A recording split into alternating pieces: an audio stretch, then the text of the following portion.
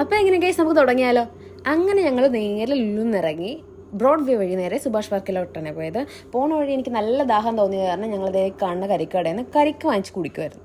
ഇപ്പോൾ ഇതേ വെട്ടുന്ന കരിക്ക് ഞങ്ങൾക്ക് വേണ്ടിയിട്ടാണ്. ഈ കരിക്കെന്ന് പറഞ്ഞാൽ സാധാരണ ഈ പെപ്സി കോള അങ്ങനത്തെ ഡ്രിങ്ക് പോലെയൊന്നുമല്ല. നമ്മൾ നല്ല റീഫ്രഷ് ആവും, പിന്നെ അത്ര കെമിക്കൽസ് ഒന്നുമില്ലല്ലോ. പിന്നെ ഈ കരിക്ക് ഞാൻ വാങ്ങുന്നത് തന്നെ അതൊക്കെ കാമ്പിന് വേണ്ടിയിട്ടാണ്. പുള്ളി പറഞ്ഞ കേട്ടോ ഗൈസ് നെയ്യെന്ന്. എനിക്കത് കേട്ടപ്പോൾ സങ്കടമായി, കാരണം ഞാൻ ആ കരിക്ക് വാങ്ങുന്നത് തന്നെ അതിനകത്ത് കാമ്പ് വയ്ക്കാൻ വേണ്ടിയിട്ടാണ്. പിന്നെ ഞങ്ങൾ ആ വിഷമം മാറ്റാനായിട്ട് ഒരു ഐസ്ക്രീമൊക്കെ വാങ്ങി കഴിച്ച് പിന്നെ ഞങ്ങൾ കുറച്ച് നേരം കൂടെയൊക്കെ അവിടെ തെണ്ടിത്തിരിച്ചിരുന്നു കേട്ടോ. ഞങ്ങളുടെ ട്രെയിൻ അത് 4 മണിക്കായിരുന്നു. 4 മണിക്ക് ആലപ്പുഴയിലേക്ക് പോകുന്ന മെമുവിലായിരുന്നു ഞങ്ങൾക്ക് പോകേണ്ടത്. അങ്ങനെ ഇവിടെ വരാൻ സ്പെഷ്യൽ കാരണം എന്നെ അവിടെ നിന്ന് വീട്ടിൽ നിന്ന് കൊണ്ടുവന്നത് കാറ്റ് കാണിച്ചു തരാമെന്ന് പറഞ്ഞിട്ട്. കാറ്റ് വരും എന്ന് പറഞ്ഞിട്ട് ഞാൻ വരുമ്പോ കാറ്റുണ്ട്, നിന്നെ കൊണ്ടുവന്നിട്ട് ഇവിടെ കാറ്റില്ലാത്ത. ഇതായിരുന്നു ഗൈസ് ഞാൻ കാറ്റെന്ന് ചോദിച്ചപ്പോൾ അവക്കുള്ള മറുപടി.